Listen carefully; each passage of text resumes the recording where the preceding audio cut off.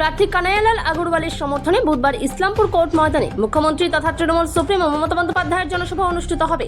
সেই উপলক্ষে আজ কোর্ট ময়দানে হেলিকপ্টারের মহড়া হলো। তৃণমূল কর্মী সমর্থকরা উপস্থিত ছিলেন মাঠে।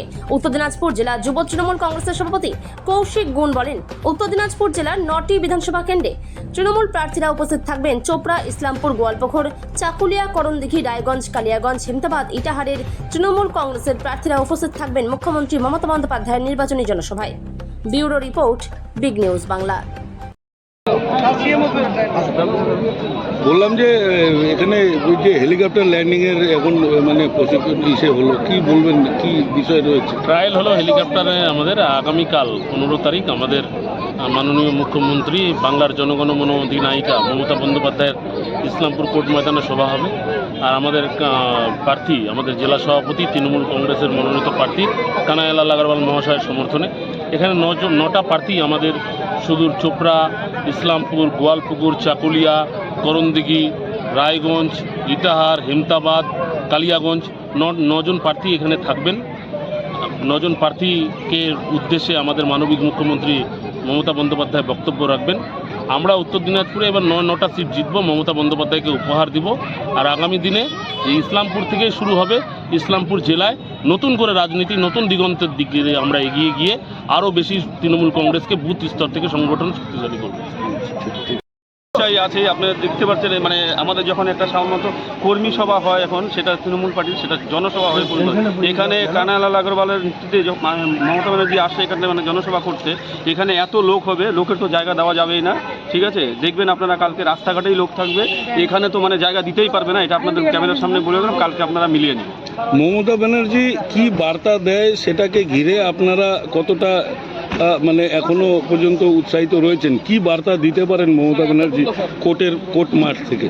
দেখুন, মমতা ব্যানার্জি মানে বার্তা কী দিবে সেটা করছে না জনগণ জানে। মমতা ব্যানার্জি এমনি যা প্রকল্প দিচ্ছে মানে মানুষেরকে, তাতেই মানে জনসাধারণ এমনি উপচে পড়া থাকবে। সবাই জানে যে একমাত্র যদি দল থাকে সেটা মমতা ব্যানার্জি তৃণমূল পার্টির দলই আছে। কেননা কাজে কর্মে সব সময় মানে মমতা ব্যানার্জি হচ্ছে মানুষের পাশে থাকে। মমতা ব্যানার্জি এমন এক পার্টি মানে তুলি করেছেন যার মানে জনগণ সবাই সবসময় এগিয়ে থাকে যেন মমতা ব্যানার্জি চতুর্থবারের জন্য মুখ্যমন্ত্রী হয়। সেটা হচ্ছে সময়ের অপেক্ষা। হ্যাঁ, আর আপনারা কালকেই দেখে নেবেন যে এখানে মানে মনে করেন কালকে আপনার বিজয় মিছিল হবে। মমতা ব্যানার্জির জনসভা হচ্ছে এখানটায় ইসলামপুরে। অবগত আছেন, আগামীকাল সকাল 11টায় আসার কথা আছে।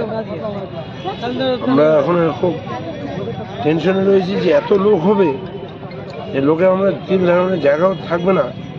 মানে এখানে তো মাঠে তো হবেই, ভর্তি হয়ে যাবে, বাইরেও মানে তার 3 গুণ লোক হবে, এটা আমাদের আশা। কারণ আমাদের মাননীয় নেত্রী জনদরদি, সকলেরই কাজ করেন।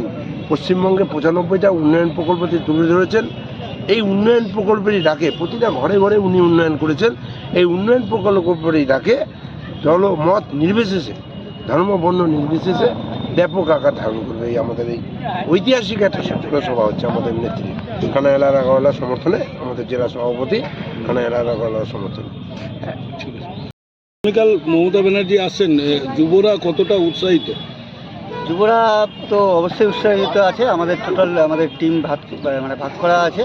এবার আমাদের যেগুলো মানে দায়িত্ব যেগুলো আমাদের দেওয়া হয়েছে, টোটাল আমাদের ইসলামপুর শহর যুব সভাপতি যে বাবুদা আছে তার নেতৃত্বে আমরাও আছি, সবাই মিলে।